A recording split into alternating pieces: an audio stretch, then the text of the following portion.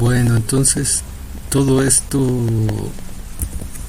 lo hicimos para tratar de demostrar que el conjunto de Cantor no ocupa espacio en la recta, tal como pasaba con los racionales. Entonces, recordando un poco lo que hicimos ahí, en los racionales teníamos la recta y el intervalo 0, 1. Bueno, de hecho era un intervalo abierto. Y entonces suponíamos que los reales eran un conjunto numerable y que es equivalente a decir que son como los enteros. Y entonces cada número que teníamos en una lista, lo que hacíamos era encerrarlo en conjuntos de tal manera que, o sea, incluso había números aquí que probablemente el intervalo se salía, pero la idea era que todo el conjunto original estuviera metido, o sea, en este caso todos los puntos racionales en el intervalo 0, 1 que estuvieran metidos en estos intervalos, de manera que cubrieran todo el, o sea, lo que teníamos era el conjunto Q realmente en aquella prueba. Suponer que los reales eran numerables es verlos como si fueran los Q en 0, 1, de manera que ese conjunto Q quedara cubierto, o sea, ese conjunto Q, pero no todo, sino el Q metido en el 0, 1, de manera que esos Q del 0, 1 quedaran cubiertos por la unión de todos estos intervalos, y era un número finito en ese caso, ¿no? Bueno, o numerable. Entonces podría ser así de todos esos intervalos IK. Entonces, de manera que quedara todo tapizado aquí, y intuitivamente se acuerdan que veíamos que la longitud o la suma de esas longitudes tenía que ser mayor o igual que la longitud del 0, 1, cosa que encontramos que no. Y eso lleva a la siguiente condición, que la suma de todos esos intervalos sea tan pequeña como se quiera. Entonces esto, podría ser hasta infinito, podría ser un conjunto numerable, podría ser incluso un número finito de cosas en principio. Entonces podría ser que hice, no puede ser, borré todo o lo moví. ¿Qué hice? Bueno, lo que teníamos eran los Qs, y la primera condición era que esos Qs metidos en 0, 1, vamos a ponerlo así, estuvieran cubiertos por todos los intervalos. Y entonces podría ser un conjunto n de intervalos IK, tales que la suma de todas sus longitudes fuera tan pequeño como se quería. Y entonces, si eso pasa, lo que decimos es que el conjunto no ocupa espacio en donde lo estemos definiendo. Entonces es lo que vamos a demostrar ahora. Sería el teorema 1. El conjunto de Cantor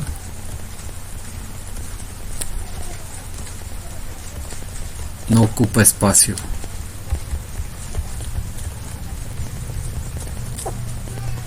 en el intervalo 0, 1, o en otras palabras, el conjunto de Cantor no ocupa espacio en la recta para ese intervalo. Entonces, ¿qué es lo que tenemos que hacer? Esto no lo estoy dando como una definición formal, sino como algo meramente intuitivo, porque esto pertenece a algo que se llama medida del Lebesgue 0.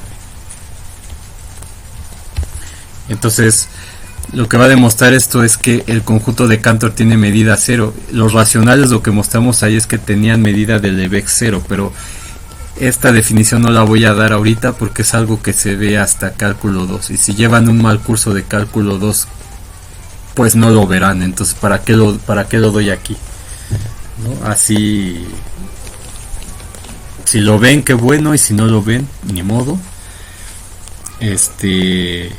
pero para ir conforme a lo que hemos visto nosotros hasta ahorita, es interesante demostrar esa propiedad. Pero lo que va a significar es, sí, los puntos del conjunto de Cantor no ocupan espacio en la recta, y eso se traduce en decir que el conjunto de Cantor tiene medida de Lebesgue 0. Entonces, si yo defino una función real en el conjunto de Cantor, de manera que es discontinua en un número que vamos a ver que tiene la cardinalidad de los reales, pero que tiene medida 0, entonces esa función va a ser integrable. Y bueno, si ven eso, pues qué padre, y si no, pues ni modo, ¿no? Ok, entonces no ocupa espacio. Lo que tenemos que demostrar es que, según lo que hemos discutido, que para todo epsilon, o sea, más bien aquí me equivoqué, lo puedo hacer tan pequeño como yo quiera. Entonces eso significa que para todo epsilon mayor que 0, debemos de ver que existen intervalos I1, I2 y N, tales que el conjunto de Cantor está cubierto por la unión de todos ellos,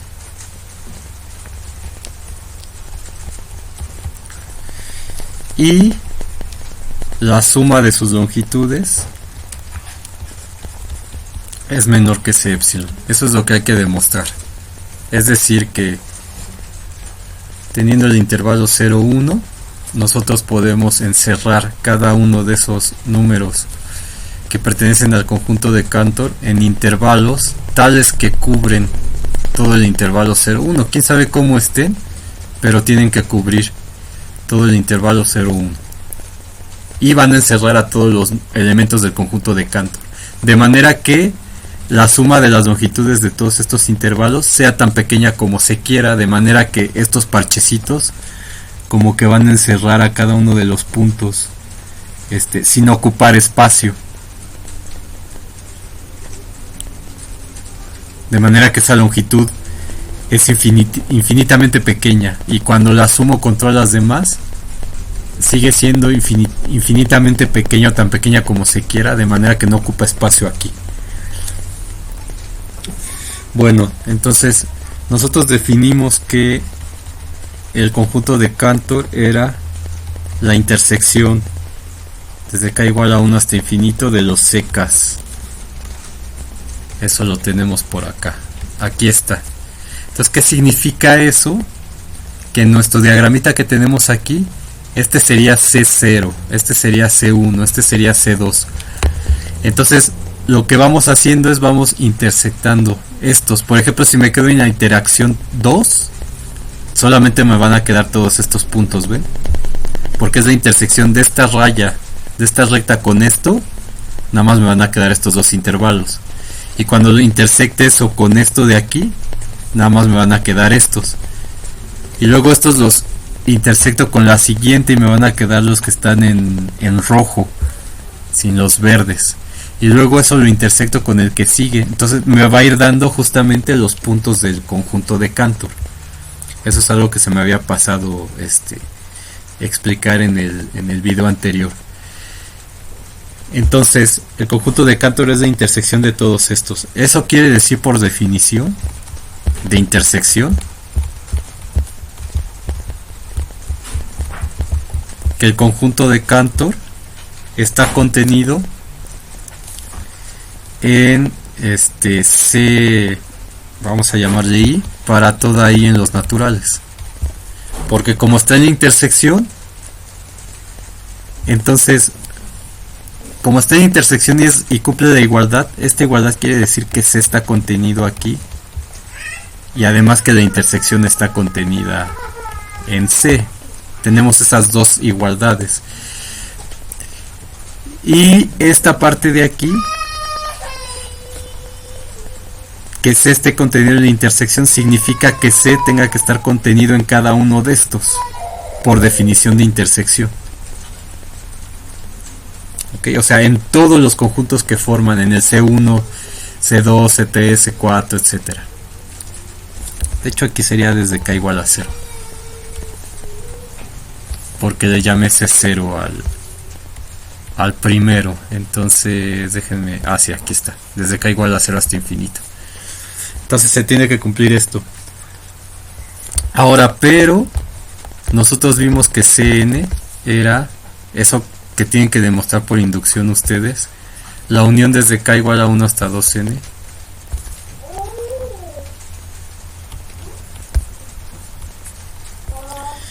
de I a la nk. Entonces, si cambio el índice n por el índice i, da igual porque es un índice mudo. Entonces tendría ci a la 2i y a la ik. Entonces donde este i no depende del índice k, entonces lo podemos dejar así. Entonces esto lo que quiere decir es que c está contenido en esto.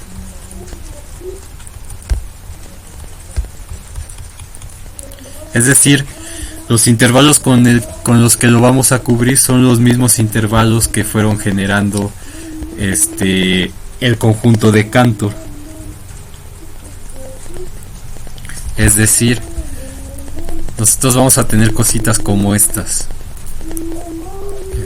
Bueno, y algunas más separadas que otras, ¿no? Entonces el 0, 1. Y le vamos a ir quitando la mitad a luego la mitad a la mitad, y luego a de aquí el tercio, etcétera. Y entonces los intervalitos que estamos tomando para encerrarlos son los mismos CKs. Entonces el C1, el C2. Bueno, ya mejor no hago un dibujo porque eso como que creo que confunde más, porque no se ve bien. Entonces aquí lo que me dice es que ese C está cubierto por todos los intervalos, estos IKs que habíamos obtenido acá, por todos estos, por todos, unión unión por todos, los dos a la por todos estos INKs. Entonces esos son los parches con los que estoy cubriendo el intervalo 0, bueno, con los que estoy cubriendo el conjunto de Cantor. Entonces ya hemos demostrado que este C, si n es igual a 2 a la i, entonces tenemos que C está cubierto por la unión desde k igual a 1 hasta n de los intervalos IK, ¿no? Donde esta i es muda realmente, para efectos de lo que está aquí. Entonces la colección de intervalos son estos. Entonces existen los intervalos y 1 y 2, etcétera, y k, tales que C está contenido en la unión desde igual a 1 hasta 2 a la i, que es n, de los i a la ik. Perdón, aquí es desde k igual a 1. Entonces ya tenemos la primera parte. Ahora la siguiente es ver que la longitud efectivamente es menor que epsilon. Entonces la longitud ya la hemos calculado aquí, solamente bastaría demostrarla por inducción, que ese es un problema de la tarea. Entonces tenemos que calcular la suma desde k igual a 1 hasta 2 a la i de las longitudes de los intervalos IK.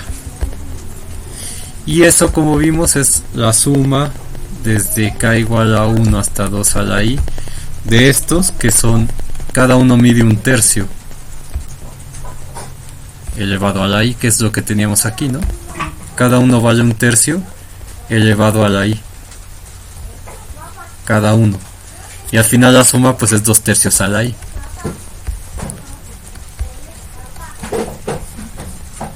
Y tengo que ver que esto es menor que epsilon, pero como 0,1 es equivalente a R y R es arquimediano, se cumple la propiedad arquimediana, es decir, para todo epsilon, bueno, y R es completo.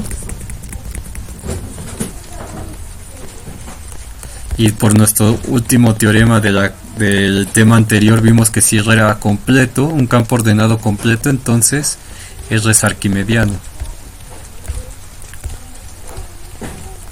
Es decir, cumple la propiedad arquimediana. Y además nosotros demostramos que si cumple la propiedad arquimediana, quiere decir que R cumple el principio de divisibilidad infinita, que eran equivalentes.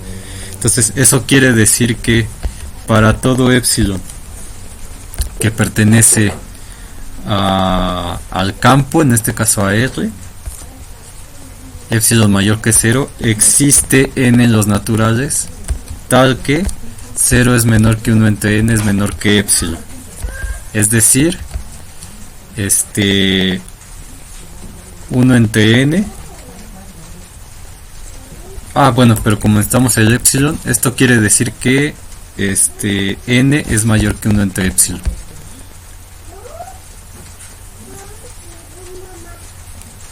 Eso es por el principio de divisibilidad infinita. Y además, 3 medios a la n es mayor que n.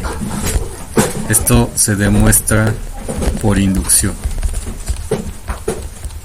No lo voy a hacer, es similar a lo que hice en el cuando tenemos que n era menor que 2 a la n, o que 2 a la n es mayor que n. Entonces esto se puede demostrar por inducción, es cierto.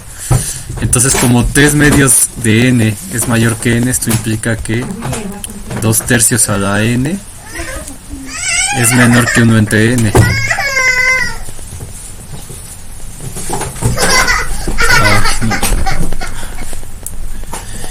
Es a ver de aquí cómo llego allá.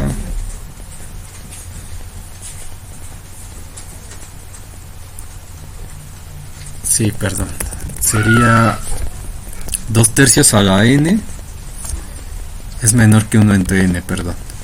De aquí. No, justamente paso para acá, me queda 2 tercios a la n menor que 1 entre n. Y 1 entre n por divisibilidad infinita es menor que epsilon.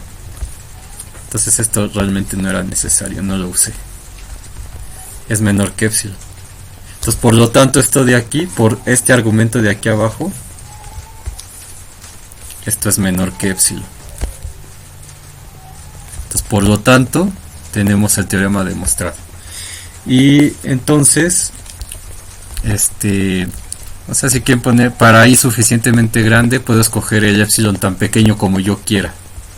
Pero pues aquí está ya ese hecho, ¿no? Claro, aquí en vez de n pues le llamo i. Entonces tengo que 2 tercios a la i es menor que 1 entre i, y eso es menor que epsilon. Entonces si lo dejo expresado así, pues ya se ve que es tan pequeño como yo quiera. Ok, otra forma de hacer esto, no la voy a hacer yo, pero digamos cuando vamos encerrando cada uno de los intervalos ik, tiene un elemento acá, bk. Entonces lo que uno puede hacer es encerrar esto con conjuntos abiertos también. Esto se los menciono porque la definición de conjunto de medida cero en principio se da con intervalos abiertos. Y luego se demuestra la equivalencia con intervalos cerrados, que es básicamente lo que demostramos aquí nosotros. Entonces lo que hacen es tomar la longitud del intervalo, que es 1 tercio a la k para cada intervalo k, y entonces construyen estos como ak menos 1 tercio a la k, y de aquí como bk más 1 tercio a la k. Calculan la longitud, etcétera, etcétera, y demuestran exactamente lo mismo, pero con esos intervalos abiertos.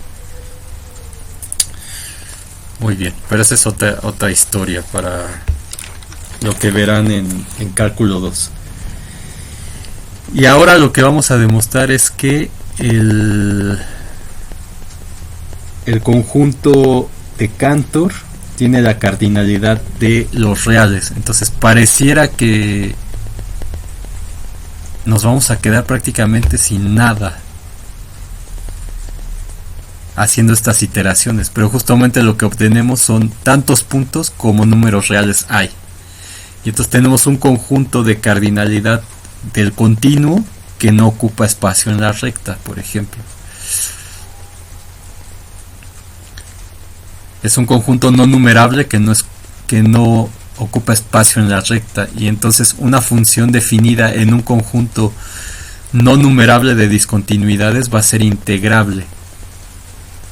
Y va a ser integrable porque esos puntos no van a ocupar espacio. Entonces cuando se haga la construcción de la integral, estas cosas no van a contribuir en nada a las sumas que estén por debajo de la función infinitamente discontinua en un conjunto infinito de discontinuidades con cardinalidad Aleph 0, y esa función va a seguir siendo integrable, sorprendentemente. Ok, entonces hay que demostrar eso, pero para eso, como se han dado cuenta, hemos construido el conjunto de Cantor dividiendo en 3 partes. Entonces la manera natural de representar los puntos del conjunto de Cantor es utilizando base 3.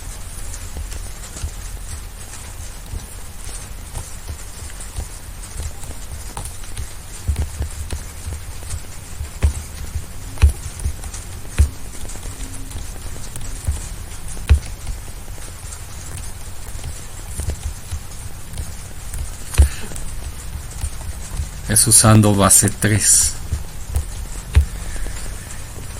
Ahora, pero no la vamos a usar quitando las colas de 2. O sea, cuando es base 3, ¿cómo se ven las expansiones entonces en el intervalo 0, 1? Las expansiones se van a ver como 0.A1, A2, etcétera, tales que AK es igual a 0, 1 o 2, tales que K, bueno, para todo K en los naturales. Entonces, por ejemplo, el 1 estaría representado por 0. Por ejemplo, si fueran colas de 2, a 2, 2, 2, o como les suelen poner, así. Ese sería el 1. Y en nuestra descripción de los números reales, por ejemplo, en base 10 quitamos las colas de 9. Pero teníamos dos opciones: o quitar las colas de 9 o quitar los otros puntos que eran equivalentes a esas colas de 9. Entonces aquí lo vamos a hacer al revés. Y eso porque nos va a quedar una forma muy simple de representar los puntos en el conjunto de Cantor, que va a ser tomar estas cosas como 0 y 2 nada más. Ahora, no sé si ustedes hayan visto cambios de base, pero por ejemplo, para que se entienda esto, ¿cómo escribimos? En este caso interesa un número decimal. Un decimal. O más bien un entero.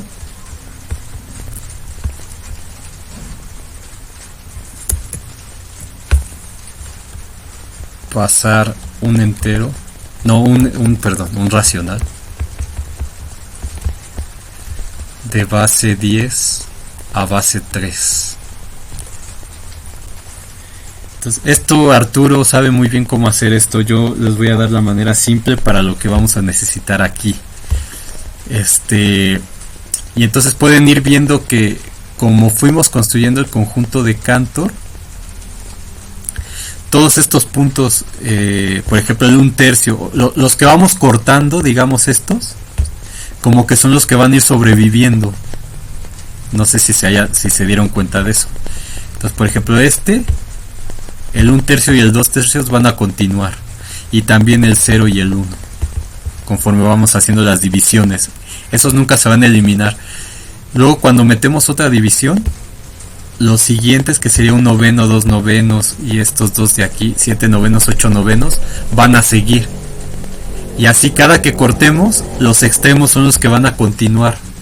y son los que no van a desaparecer. Los que van a desaparecer son los de en medio, y eso va a ir generando nuevos números ahí que van a ser parte del conjunto de Cantor. Entonces como que el conjunto de Cantor van a ser esos extremos, digamos, así como de manera intuitiva. Entonces lo que vamos a hacer es justamente bueno, voy a mostrarles cómo se pasaría de base 10 a base 3. Y de hecho esto que les voy a decir es general, porque, o sea, digamos que ustedes tienen un número, ¿cómo es que explico esto? Esto nunca lo he hecho. O sea, vamos a decir que tienen la fracción. Tienen la fracción Q, así como en pocas palabras. Esa fracción la van a multiplicar por la base.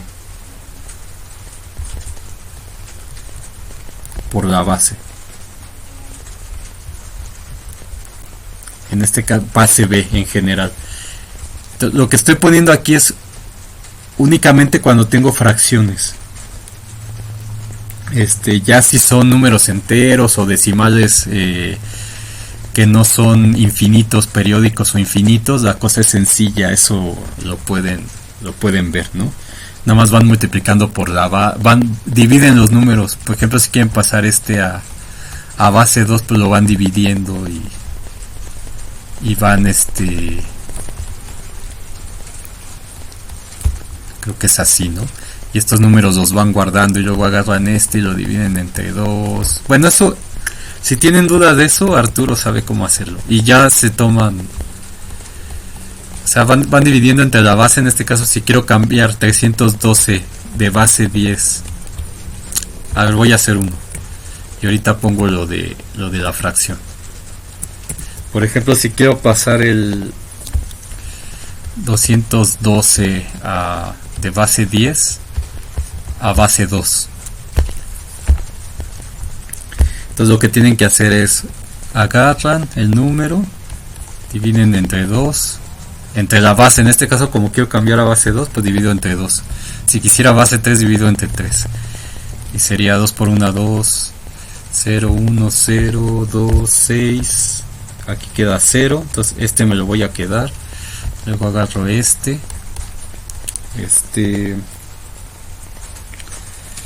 entre 2 sería 5, 0, 6, 3, 0 y me quedo luego agarro lo divido entre 2, 2 por 2, 4, 5, 13, 6 por 2, 12 y 1, 13. Esto creo que nos enseñaban en la primaria a hacerlo, si no recuerdo mal. No, en la primaria no, en la secundaria, si no recuerdo mal. Luego el 26 entre 2 y otro lo agarro. Luego sería 13 entre 2, 6 por 2, 12, 13. Lo agarro. Luego 6 entre 2, 3. Lo agarro. Luego 3 entre 2. Lo agarro y ya no se puede dividir, entonces ahí acaba. Entonces el número sería agarrar entonces sería 1 y luego todos los residuos. 1 al revés, creo, 1, 0, 1, 0, 1, 0, 0. Entonces sería en base 2 el 212.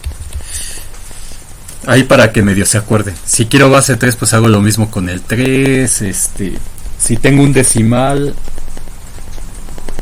por ejemplo, si tengo el número 5.125 y ese lo quiero cambiar de base 10 a base 2, entonces ¿cómo le hace uno? Pues agarra uno la parte entera primero y hace el mismo proceso. Entonces 2 por 2, 4, 1, 5, luego 2, 2 por 1, 2 para 2, 0, y ya no se puede dividir entre 2, entonces se queda hasta ahí.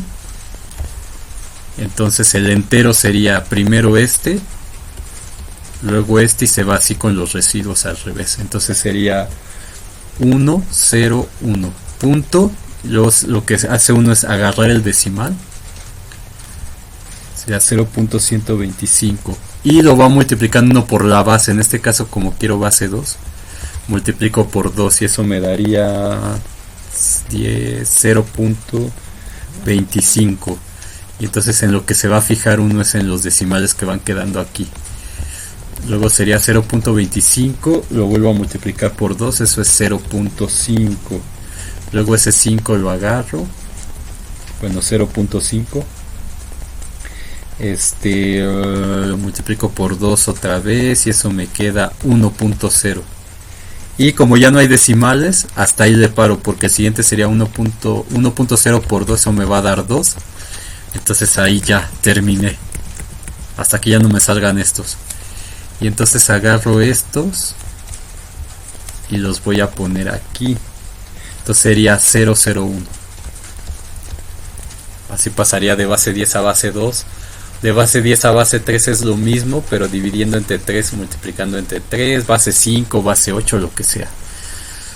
Pero lo que me interesa es que como estamos en el intervalo 0,1, vamos a pasar los números enteros a base 3. Y esto que voy a explicar aplica para cualquier base. Entonces, en vez de, por ejemplo, bueno, ahorita vemos los ejemplos particulares, pero en vez de, si quiero pasar, por ejemplo, 2/3, en vez de hacer la división y poner 0.6 infinito y luego hacer todo este proceso, lo podemos hacer de manera directa, más fácil. Entonces, la regla es la siguiente, va a ser, tenemos el número racional Q.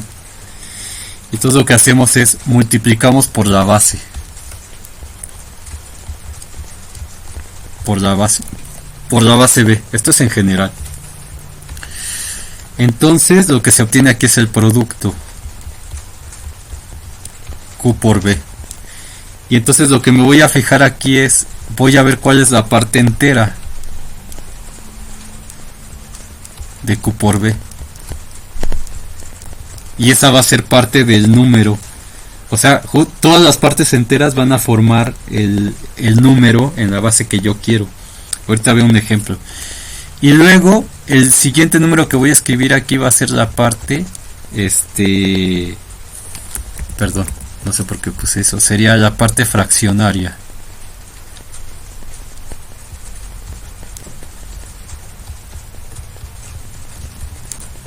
La parte fraccionaria. Y repito el proceso. La parte fraccionaria de Q por B, que eso entre llavecitas vamos a ponerlo para distinguir de este. Y así me sigo. Entonces, por ejemplo, si quiero cambiar el 9 entre 64, que está en base 10, a base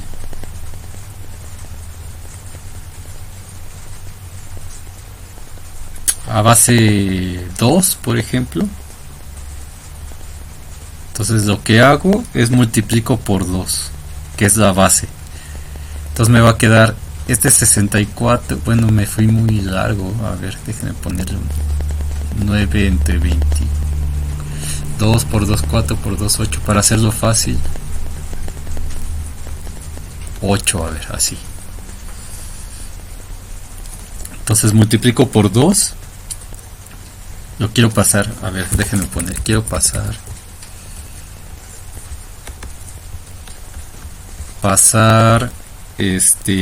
9 sobre 16, vamos a poner a base 4, por ejemplo. Entonces, ¿qué hacemos? O a base 2.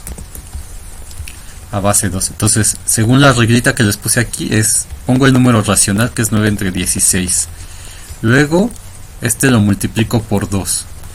Entonces me queda, este 16 es 2 a la 4. 2 por 2, 4 por 2, 2 a la 4. Entonces me va a quedar 9 entre 2 a la 3, que es 2 por 2, 4 por 2, 8. 9 octavos. Entonces lo que hago aquí es divido 9 entre 8 y me da 1. es la parte entera, o sea, 9 entre 8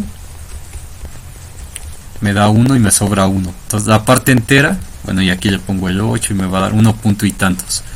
Entonces la parte entera es 1. Es 1. Y luego escribo la parte fraccionaria, entonces que va a ser 1 octavo. Entonces 1 más 1 octavo me da 9 octavos. Entonces aquí me queda 1 octavo. Luego ese octavo, esta es la parte fraccionaria. O sea, la parte fraccionaria de 9 octavos es 1 octavo. Y con ese es el que con el que voy a trabajar. Ahora este lo multiplico otra vez por 2. Por 2 me va a quedar un cuarto. Un cuarto.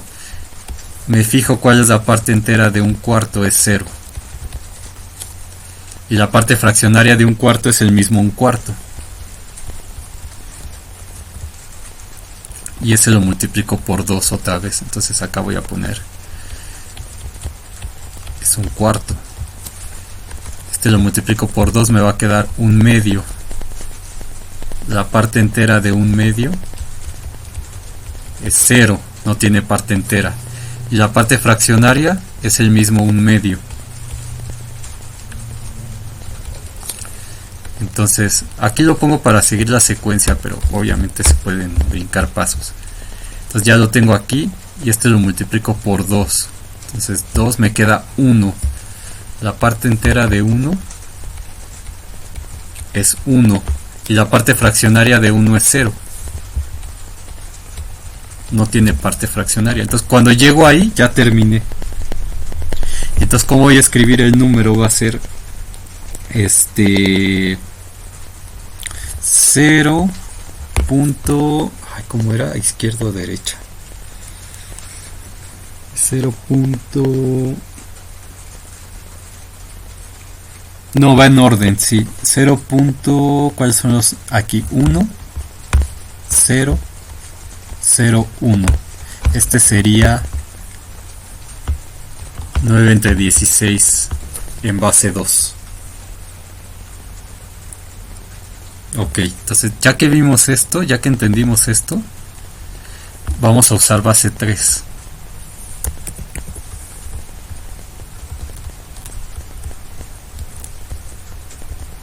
Vamos a usar base 3. Entonces, ¿qué números van quedando? Fíjense aquí. Por ejemplo, el 0, bueno, ahorita pongo el 0, pero queda un tercio de los que vamos quitando cuando vamos quitando la mitad. Un tercio y 2 tercios, por ejemplo, un noveno, 2 novenos. Entonces, a ver, vamos a trabajar con eso. Entonces, por ejemplo, un tercio en base 2, en base 3, perdón. Entonces, según lo que aprendimos es, este lo multiplico por 3, me queda 1. La parte entera de 1 es 1. Y la parte fraccionaria de 1 es 0, porque es un entero. Entonces, un tercio, ¿cómo lo voy a representar? Como 0.1. Pero este número 0.1, si no quitamos las colas de nada, va a ser igual a 0.02 periódico, con colas de 2, porque aquí las colas de 2 aquí equivalen a las colas de 9. Entonces 0.02222222 es igual a 0.1. Entonces nosotros lo que hacíamos era quitar las colas de 9 o las colas de la base B menos 1. Entonces si era base 10, colas de 9. Si es base 3, colas de 2. Pero lo que vamos a hacer aquí es vamos a quitar ahora estos. Podemos quitar cualquiera de los dos, pero lo más fácil era quitar las colas porque podíamos escribirla de manera analítica. Entonces aquí vamos a quedarnos con este. Entonces, ¿cuál va a ser el representante de un tercio? Pues va a ser 0.02 con cola. Ahora, por ejemplo, el 1. Si le aplico el mismo método sería 1 por 3. 3. ¿Cuál es la parte entera de 3? Es 1. Pero en este caso, como no es decimal, el 1 en base 10 es lo mismo que el 1 en base 3. Pero ese 1 en base 3, que sería 1.0, colas de 0 si quieren, eso va a ser igual a 0.2. Entonces el que va a representar al 1 no va a ser no va a ser nos vamos a quedar con Entonces en vez de quitar las colas, quitamos los que tienen unos. Esa es la regla.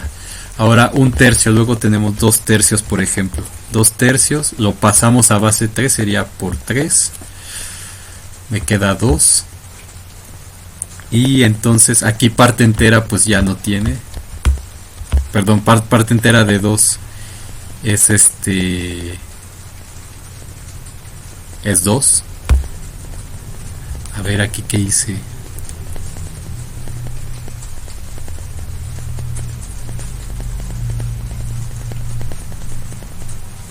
No. A ver, déjenme ver. Aquí es 1. Aquí la parte entera es 1. Aquí la parte entera de 3.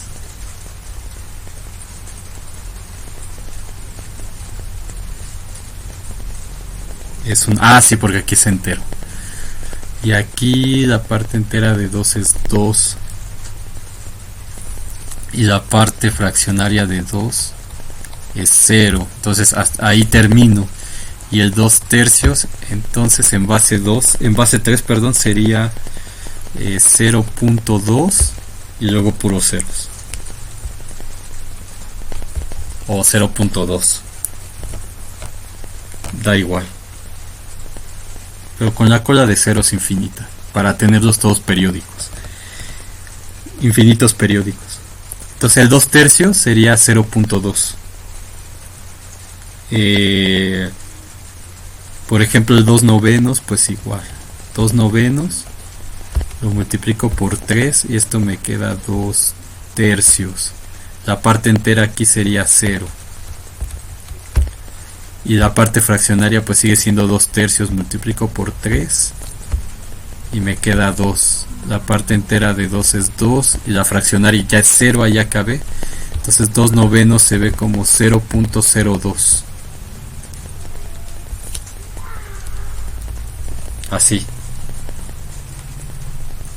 Entonces, todos estos que estoy agarrando son los que van quedando en las esquinas de los intervalos. 1/3, 2/3, 1/9, 2/9, 7/9, 8/9. Por ejemplo, 7/9.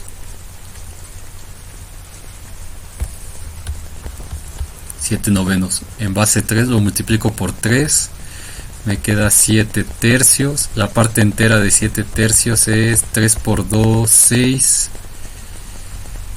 Y una 7. Aquí no me hagan mucho caso cuando es el entero, Aquí ya lo hice yo de... O sea, sigue siendo el 1, pues, pero...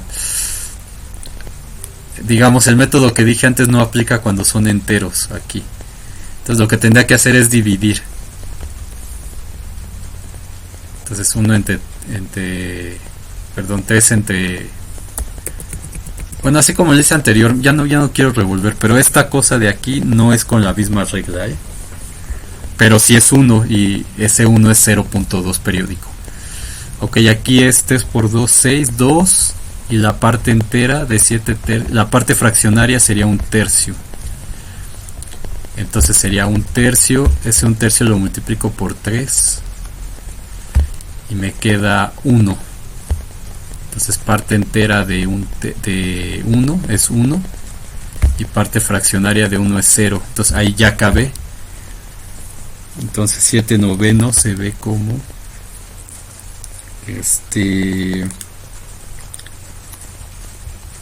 0.20.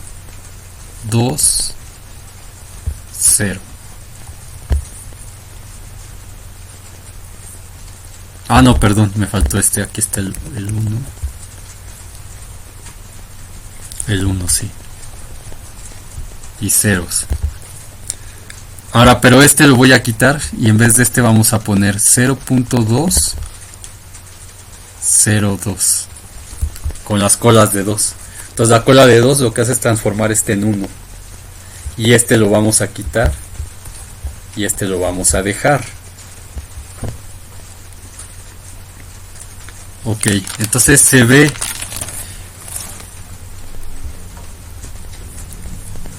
qué es lo que vamos a hacer. O sea, el conjunto de Cantor entonces van a ser todos los números,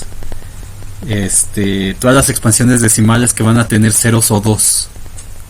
Por eso se quitan estos que tienen el 1 para caracterizarlo de mejor forma.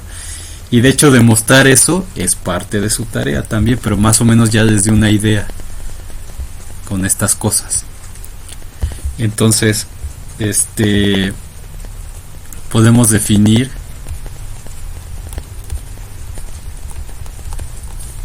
el conjunto de Cantor con expansiones decimales. Y de nuevo, ¿por qué usamos la base 3? Porque es la manera natural de cómo se construyó, que fue quitando un tercio de cada, partiendo en 3 cada intervalo y quitando la parte del medio, pero partiendo en 3. Si hubiera partido en 4, que hay conjuntos de Cantor así, pues uso la base 4, por ejemplo. Entonces el Cantor se puede definir como el conjunto de números que están en el intervalo 0, 1, tales que x es igual a 0.c1, c2, etcétera, tales que ck es igual a 0 o 2. Ok, donde definimos los números en 0, o sea, los 0, 1, como, es que aquí sí no voy a saber cómo escribir esto, como las expansiones 0.a1, a2, etcétera, tales que a k es igual a 0, 1 o 2. Pero no estamos quitando las colas de 9. Acá me faltó también para todo K9. Entonces ese intervalo 0, 1 lo estamos definiendo quitando, o sea, cambiando estos números, quitando estos números y poniendo estos. Entonces realmente aquí sería 0, 2 para todo K natural. Y le estamos quitando todos esos números que le voy a llamar T'. Estos, que es su tarea ver cómo se escribe. Ok, y entonces con esto ya podemos demostrar lo del Cantor. Entonces teorema 2. Entonces esto no lo hago porque es parte de su tarea, pero ya les di la idea más o menos. Y ahora este conjunto no es como definíamos antes, porque se acuerdan que les dije, bueno, si es en base 10, quitamos las colas de 9, y en general si es en base B, quitamos las colas de B-1. Entonces en este caso, sería, como lo habíamos visto nosotros, sería quitarle a esto, aquí sería 0, 1 y 2, y a esto quitarle las colas de 2. Pero justamente lo vamos a definir de la otra forma porque se ve más bonito y es más fácil, digamos, ¿no? En vez de tener 3 números, tener 2. Y en vez de quitar las colas de 9, vamos a quitar cosas como esta. Siempre que aparezca un 1, eso lo vamos a sustituir por su cola de 2. Ok, entonces la cardinalidad del conjunto de Cantor es igual al F1.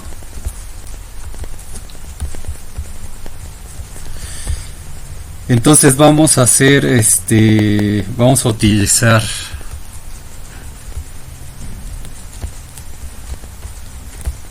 el teorema BCS CBS, Cantor, Bernstein, Schroeder. Entonces para esto necesitamos construir dos funciones inyectivas. Muy bien, ahora como R es equivalente al intervalo 0, 1, o de hecho a cualquier intervalo abierto, eso lo demostramos, es decir, la cardinalidad de R es igual a la cardinalidad de 0, 1, que es igual al F1. Entonces basta mostrar que es suficiente demostrar que la cardinalidad de C es igual a la cardinalidad de 0, 1. Muy bien, entonces para eso vamos a dar una función f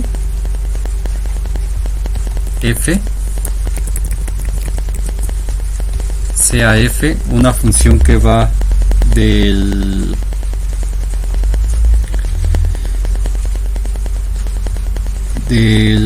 conjunto de Cantor, sí, vamos a poner el conjunto de Cantor al intervalo 0, 1. Y esta función va a ser la identidad, es decir, dado un alfa aquí, bueno, un x que le hemos llamado, dado un x aquí, esta función me va a dar f de x igual a x. Es decir, f de 0.c1, c2, c3, etcétera, que es un elemento en Cantor, va a ser igual a 0.c1, c2, c3, etcétera, que va a ser un elemento del 0, 1, por cómo lo hemos definido ahora. Ahora, esta función es la identidad. Y eso Arturo ya demostró que son inyectivas.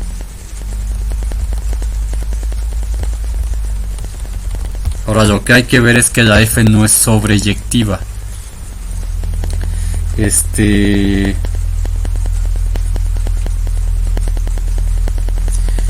Entonces, por ejemplo, en el 0, 1,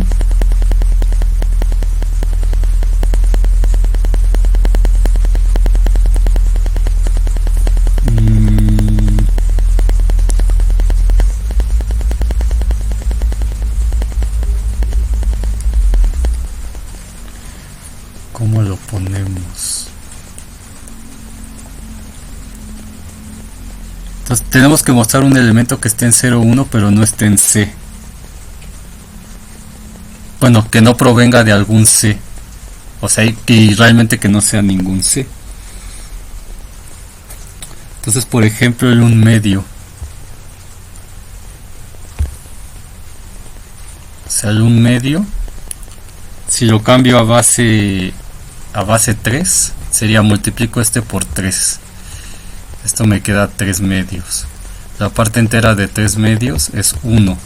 Y la parte fraccionada es 1 medio. Entonces esto lo mando a 1 medio. Y luego este 1 medio lo multiplico por 3 otra vez.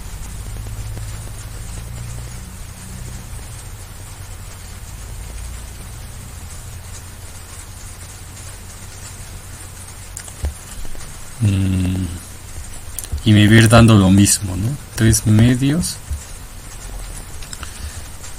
3 medios es 1.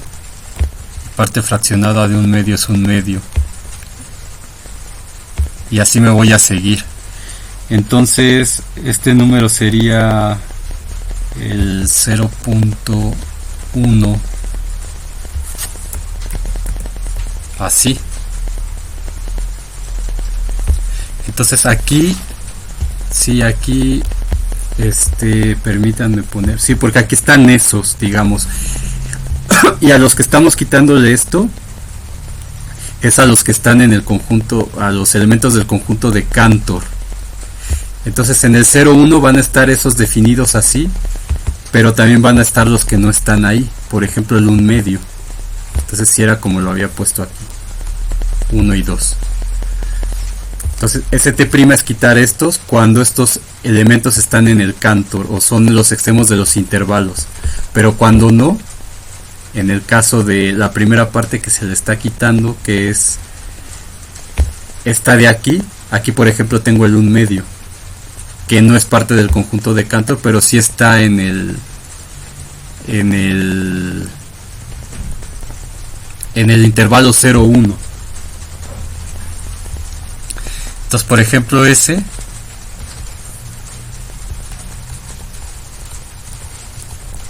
pertenece a 0,1, pero ese no está, o sea, y de hecho, si se fijan, o sea, incluso pueden quitar todos los unos así como lo tenía aquí. Cualquiera de las dos formas que les acomode para demostrar esa cosa que, si es que la quieren hacer, ¿no? Si dejo los 12, entonces en ese caso sería el 0.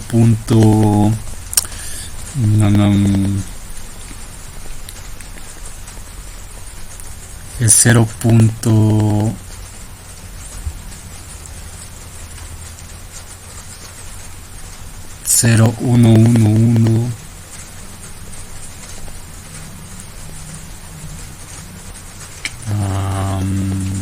Estoy pensando cómo sería la mejor forma.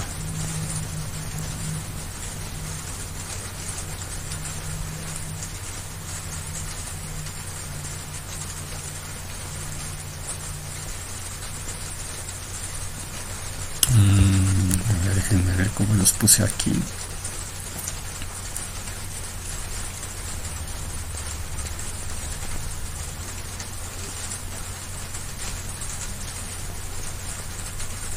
Sí, de hecho no está. Sí, déjenlo ya sea así o sin el 1, pero voy a dejarlo con el 1 para los que no están en Cantor. Entonces, por ejemplo, no existe un X en C tal que f de 0.C1C2 sea igual a 0.111. ¿Por qué? Porque los Cs solamente pueden ser 0 o 2. ¿Okay? Entonces esa f no es sobreyectiva. Y luego damos una función g. Una función g que vaya del intervalo 0,1 al Cantor. Entonces, por ejemplo, bueno, esta la damos como de la siguiente manera. Damos un elemento aquí que sería 0.A1, A2, etcétera, y eso lo mandamos a g de 0.A1, A2, etcétera, igual a 0.C1, C2. ¿Y cuál es la regla para los Cs? Pues vamos a decir que CK va a ser igual a AK si AK es igual a 0 o 2, y va a ser igual a 2 por AK si AK es igual a 1. Entonces, con esto todos los elementos de aquí, por ejemplo me lo va a mandar al 0 con colas de 2, que es el 1 justamente. O sea, por ejemplo, el G0.1, ese me lo va a mandar, como esta vale 1, me lo va a mandar a 2. O el G del otro que no estaba en la otra función con colas de 1, ese me lo va a mandar a 0 con colas de 2, que va a ser igual al 1, pero ese 1 lo estamos quitando de la descripción. Entonces sería 0.2 con colas de 2, que es el extremo del intervalo, que sería el 1 en base 10, digamos, ¿no? Se corresponde con el 1 en base 10. Pero entonces y esta función es inyectiva. Entonces, ¿qué hay que hacer? G de sin prima igual a con prima, entonces va a ser 0.C1 sin prima igual a 0. Con prima, y como definimos las relaciones de orden, es exactamente igual que lo que vimos con la otra demostración. Van a ser iguales solo si estas son iguales, y eso va a depender de quién es pero como está definida la función, va a ser inyectiva directamente. Ahora no va a ser inyectiva porque no es sobreyectiva,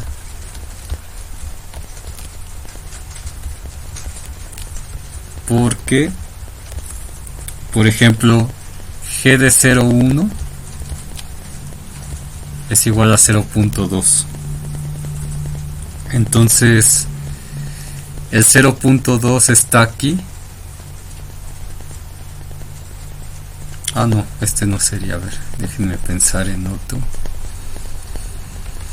No sobreyectiva porque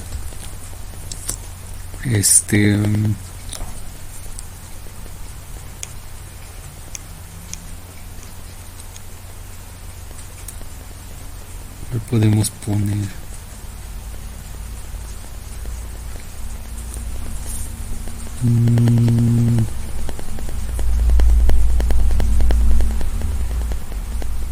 por ejemplo el alfa igual a 0.2, perdón, x igual a 0.2. Este pertenece a C, pero no viene de alguno de acá. O sea, no viene de algún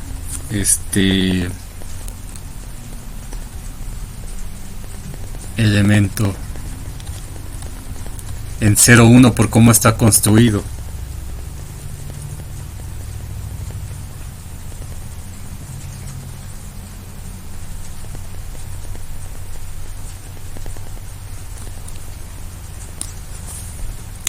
¿Sí o no? El 0,2, entonces 2 a 1 sería el 1.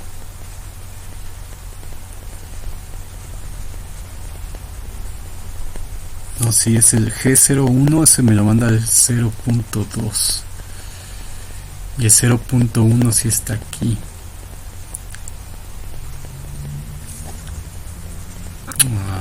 Bueno, habría que encontrar uno y sí tiene que ser, no, este no es, perdón, no es sobreyectiva. Entonces buscar, ahorita porque ya quiero acabar con esto, buscar un X en C tal que no venga de algún elemento en 0,1. Y aunque venga, si en el dado caso que sea sobreyectiva, pues no importa, ¿no? Si es sobreyectiva, pues simplemente esto ya demostraría que es la función, pero no es sobreyectiva. Entonces, por el teorema CBS, existe una función inyectiva h que va del 0,1 a C. Por lo tanto, la cardinalidad de C es la cardinalidad de 0,1 y esa es el Aleph 1. Entonces, el conjunto de Cantor, contrario a lo que uno esperaría, por cómo se va construyendo, tiene la misma cantidad de elementos que los números reales. Bueno, ya me pasé aquí y en el otro también, pero eso se equilibra con los 20 minutos que me faltaron la otra vez. Ahora, en el Sagan lo hace demostrando que todo número, o sea, utilizando eso que tienen que demostrar, que todo número en el conjunto de Cantor se puede escribir con ceros y 2.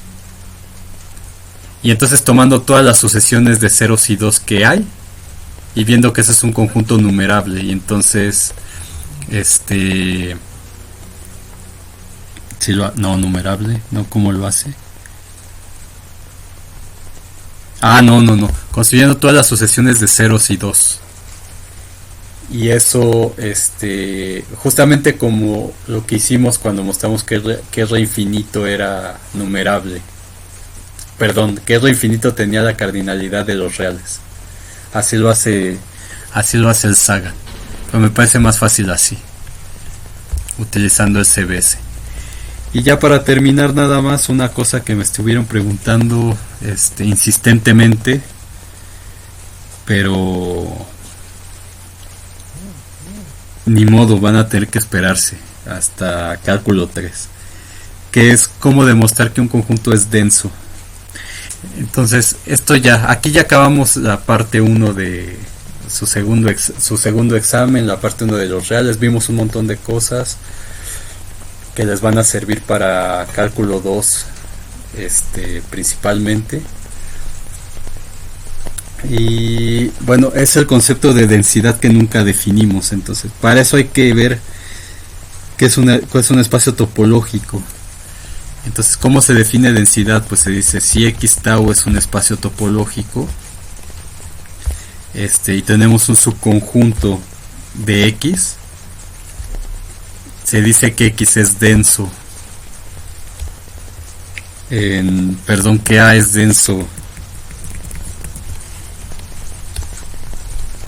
en X, si solo si la cerradura de A es igual a todo el conjunto X. Y eso tiene varias equivalencias también. Es denso si solo si A está contenido en es un subconjunto de un conjunto cerrado tal que ese conjunto cerrado es todo X. Entonces los números reales van a ser un espacio topológico y la topología van a ser los abiertos,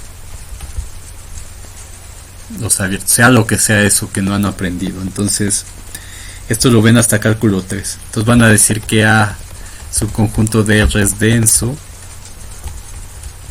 en R si solo si la cerradura de A es igual a todo R. O de manera intuitiva, que es como nosotros lo vimos, que un conjunto sea denso, por ejemplo los racionales, quiere decir que siempre entre dos de ellos siempre pueden contar otro, cosa que no pasa con los naturales. Por ejemplo, entre dos naturales no siempre hay un natural, por ejemplo entre el 1 y el 2, o con los enteros. Entonces esa propiedad de densidad intuitivamente es entre dos elementos de ese conjunto siempre va a haber otro. Entonces lo que diría esto es que la cerradura de los racionales es precisamente todo R, y la cerradura incluye todos los irracionales, digamos. Pues ya tiene que ver con conjuntos abiertos, cerrados, el conjunto de puntos de acumulación que vamos a ver el viernes. Entonces esto formalmente no lo van a poder hacer hasta cálculo 3. Entonces nada más se los menciono para que dejen de insistir. Hasta cálculo 3. Y bueno, con esto ya terminamos el examen 1. Creo que la mayoría dijo que quiere su 10. Bueno, se los pongo, no hay ningún problema. Y quien quiera estudiar pues que estudie, y quien no quiera estudiar pues que no haga nada. Y nada más que eso sí, no vayan a llegar a cálculo 2, los empiecen a reventar y digan, es que mi maestro no me enseñó nada. Bueno, eso sí, ahí cada quien aprende lo que quiera aprender, y es responsable de lo que hace o no hace. Entonces terminamos con esto, y el viernes empezamos ya con la parte 2, que sería sucesiones. De continuar el paro, pues ese examen también tendrían 10 todos, y a ver hasta cuándo termina el paro.